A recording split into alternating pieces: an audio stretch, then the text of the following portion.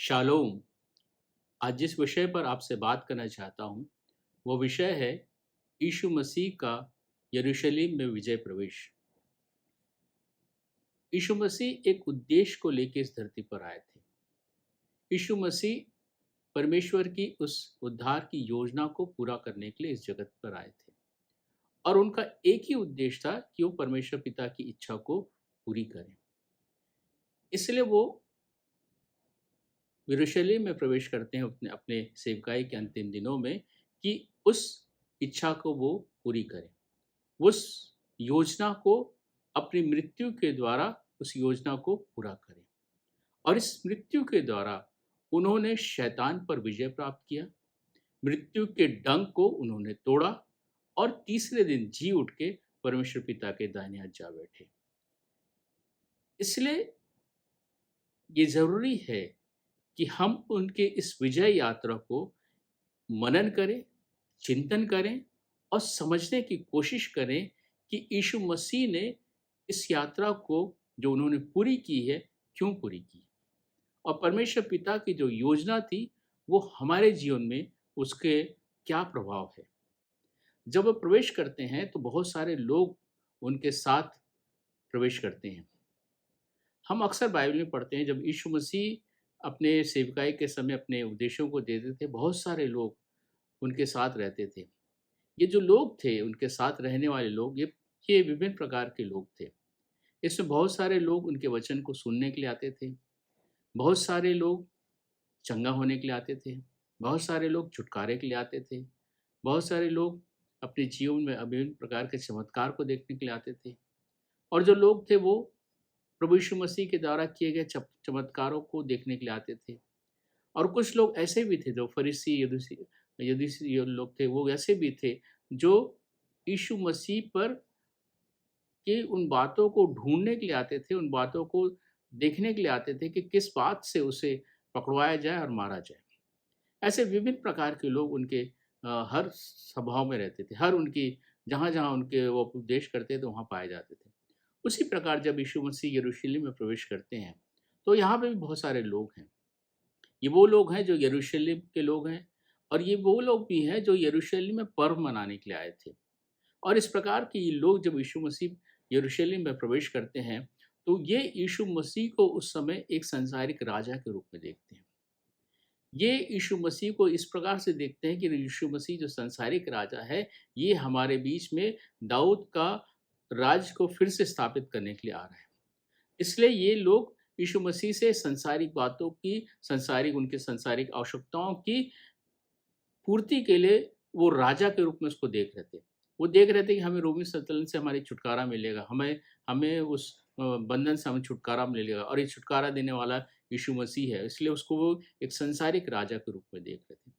परंतु यीशु मसीह एक सांसारिक राजा के रूप में नहीं प्रवेश कर रहे थे, वो अपने पिता की इच्छा को पूरी करने के लिए यरूशलेम में प्रवेश कर रहे थे। उनका उद्देश्य ये था कि जो पापों के बंधन में है उसको मुक्ति दिलाएं, जो शैतान के बंधन में है उसको वहाँ से छुटकारा दें और मेल मिलाप कराएं और शांति फैलाएं। इस बात के लिए यरूशलेम में प्रवेश कर रहे थे। लोग इस बात को नहीं समझ पाए और इसी के लिए उन्होंने गधे के बच्चे का इस्तेमाल किया। अपने प्रवेश के लिए उन्होंने गधी का बच्चा का इस्तेमाल किया। गधी का बच्चा इस बात का प्रतीक है कि वो, क्योंकि गधी एक नम्र स्वभाव का जानवर होता है और उसके ऊपर जितना भार डाल दो वो सह लेता है। ये गधी का बच्चा इस बात का प्रतीक था कि यीशु मसीह जगत के पाप के बोझ को उठाने के लिए वो जा रहे थे। इसलिए उन्हें गधी का बच्चा इस्तेमाल किया। अगर वो संसारिक राजा होते तो हो सकता है वो घोड़े का इस्तेमाल करते, हाथी का इस्तेमाल करते, बड़े बड़े रथों का इस्तेमाल करते, ये करके वो यरूशलेम में प्रवेश करते। परंतु उन्होंने गधी के बच्चे का इस्तेमाल किया और इस बात का सबूत दिया कि वो जगत के पापों को उठाने के लिए जा रहे हैं।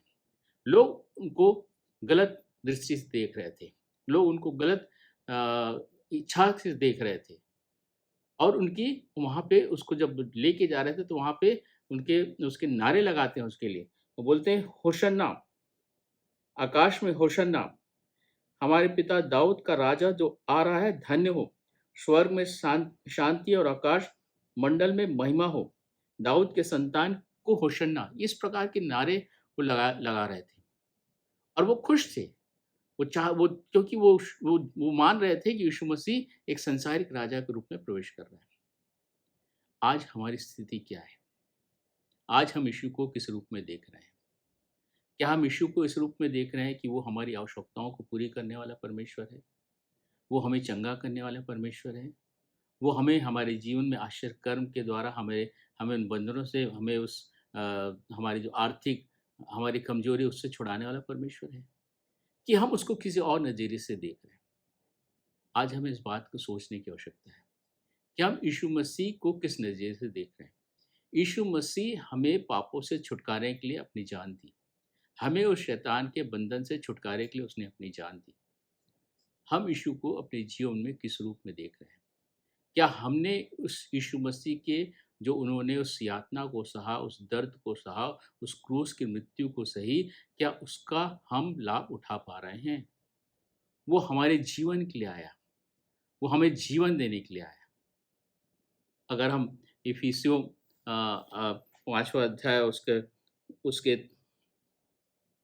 14 पद में पढ़ते हैं, तो वहाँ लिखा है कि हम इस कारण वह कहता है, हे सोने वाले जाग, मुर्दों में से जी उठ, तो मसीह की ज्योति तुझ में चमकेगी। हे सोने वाले जाग, हम जो हैं हम मृत्यु मृत्यु की दशा में हैं। जब तक हमारी आत्मा मरी हुई है, हम मृत्यु की दशा में हैं। उस आत्मा को जीवित करने के लिए प्रभु यीशु मसीह ने अपनी जान दी। क्या हमारी आत्मा जीवित है? क्या हम जीवित कहलाने वाले हैं? अगर नहीं है तो हम यीशु को किस रूप में ग्रहण करें? यदि हम यीशु को सिर्फ चंगा करने वाले परमेश्वर के रूप में ग्रहण कर रहे हैं, तो हमारी आत्मा जीवित नहीं हो सकी। हमारी आत्मा को जीवित करने के लिए हमें अपने आप को उसके आगे सरेंडर करना पड़ेगा, अपने पापों से पश्चाताप करना पड़ेगा, अपने पापों का अंगीकार करना पड़ेगा और उसको अपना प्रभु जानना पड़ेगा। तब जो हमारी आत्मा, जो मरी हुई आत्मा है, वो जी उठेगी और यीशु मसीह का जो वो विजय प्रवेश था, वो हमारे जीवन में सिद्ध होगा। वो हमारे जीवन में एक लाभ को लेके आएगा।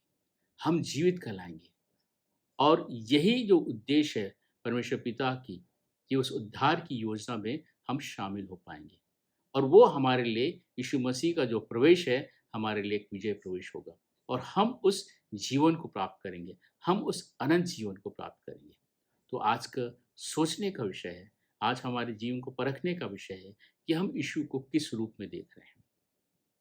हम यीशु को किस रूप में देख रहे हैं और यही हमें अवलोकन करने की आवश्यकता है और ये जानने की आवश्यकता है कि हम को यीशु मसीह को एक उद्धारकर्ता के रूप में देखने की ज़रूरत है।